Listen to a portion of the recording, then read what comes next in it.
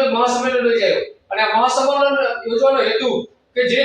ચૌધરી સમાજની દીકરીને એક રબારી સમાજનો યુવક વર્ષો અગાઉ ભગાડી જતા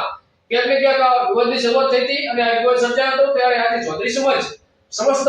64 બોર્ડના ચૌધરી સમાજ એકત્રિત થઈ અને આ દીકરીને ન્યાય આપવા માટે તેમજ દીકરીને પરત લાવવા માટે આજે સમગ્ર ચૌધરી સમાજ એકત્રિત થઈ એકઠો થઈ અને મહાસંમેલન યોજાયો હતો અને આ સંમેલનમાં દીકરીને પરત લાવવા માટે તેવી ચર્ચા કરવામાં આવી હતી અને આખો સમાજ ત્યાં એકત્રિત થઈ અને આજે બાબરના રોડી ખાતે સમસ્ત ચૌધરી સમાજ એકત્રિત થઈ અને દીકરીને ન્યાય માટે આજે મહાસંમેલન યોજાયો હતો। મહાસંમેલન પત્યા બાદ ચૌધરી સમાજ અને રબારી સમાજ વચ્ચે ક્યાંક ને ક્યાંક બે જૂથો વચ્ચે મારામારીના દ્રશ્યો જે સામે આવ્યા હતા। ઓગળ તાલુકાના ઉડ ગામે જે મારામારીના દ્રશ્યો સામે આવ્યા છે જે આપ સ્ક્રીન પર જોઈ શકો છો કે અહીંયા જે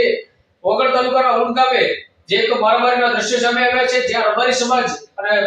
ચૌધરી સમાજ વચ્ચે એક ધીંગાણું ખેલાયું હોય તેવા દ્રશ્યો સામે આવ્યા છે।